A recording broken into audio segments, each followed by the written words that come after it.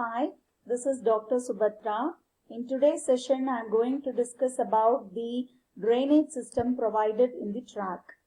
The drainage is what? We are removing the water from that system. It can be defined as the interception, collection and disposal of water from, upon and under the track. It means what? The water which is present above the track, from the track and below the track is also removed. This is called as a track drainage.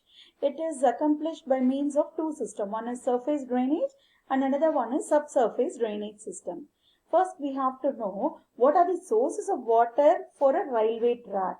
The surface water may be due to rain, dew, snow and the seepage water from the adjacent area, and the water which is coming by means of capillary action, and hygroscopic water or the held water, that is the present water, then the rainwater surface.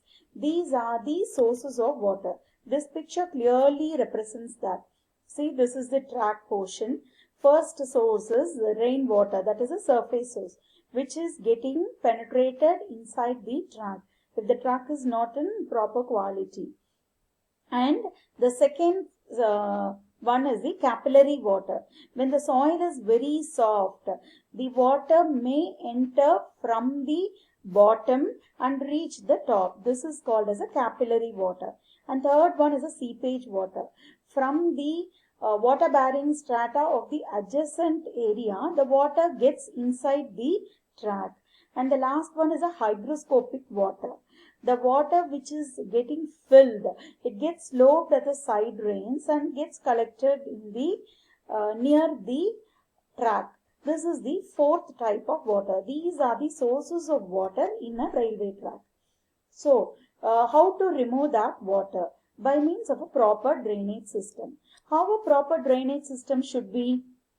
It should ensure that no water percolates inside the track, either by means of surface or subsurface. Okay, the efficiency of this track depends upon the strength and stability of the formation also. So track drainage are divided into two phases. One is surface and another one is subsurface. In the surface drainage, the water will come by means of rain, snow and from the adjacent area. When there is a good quality of soil or the well graded particles are there, the water which is dropped from the top will reach to the bottom easily. Okay, the soil will not swell or shrink. The surface water has to be first collected in a well designed side drains. So at the sides, I can show you this in the picture. See, this portion is a side drain. Whatever the water is coming from the surface is collected in the side drain by providing a slope for the ballast and also for the formation. Okay, so from the side slope, the water will get collected to the side drain. This is the surface drainage system. And the collected water from the side drains can be disposed of to the nearest stream or natural watercourse. Sometimes we need a bridge and culvert for disposing the surface water. And also for stabilizing the soil, I have discussed about the sand piles. So what are the sand piles? They are, it consists of 30 centimeter diameter and 1.8 to 3 meter deep holes are driven. In that, the coarse sand is filled. It forms a sand pile. This sand pile will be as a support to the track and it will compact the soil, provide mechanical support. That is for the stabilization purpose. But coming to the drainage of the subgrade, it also improves the drainage property. How? As the water rises to the surface through the sand pile by capillary action, that raised water will get evaporated. So sand piles also helps for the drainage. So this is a picture of this sand pile. This is the two rails, in between sleepers are there. At the end of the sleeper, 30 centimeter diameter steel piles are driven. The water present in the subsurface, by means of capillary action, it reaches these sand piles. That water in the sand piles is getting evaporated. This is how the sand pile is helping for drainage. And with the help of side drains, can be provided along the track cutting and a zero fill locations. Okay, a typical cross section of the side drain is shown here, and a concrete lining has to be provided in the side drain so that the water from the side drain should not enter in the soil beneath. It has to be collected and disposed of in the nearest stream.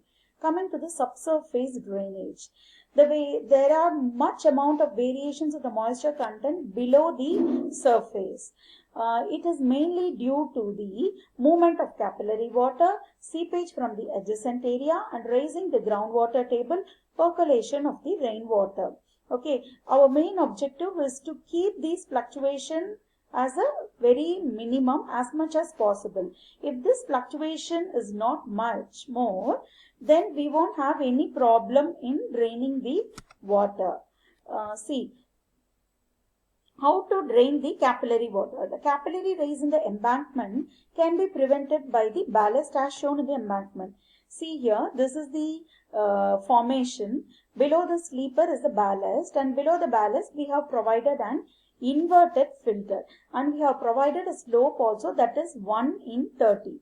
This inverted filter is made of a pervious material. This pervious material will drain all the water which is collected from the ballast. This is the subsurface drainage system what we have provided. Then drainage of seepage water. So in case of track cutting, the water which is entering to the side drain from the slope, that is from the aquifer, we can collect all the water from the side drains. Okay, and we can prevent the water from entering into the track. So only we are providing the side slopes on either side.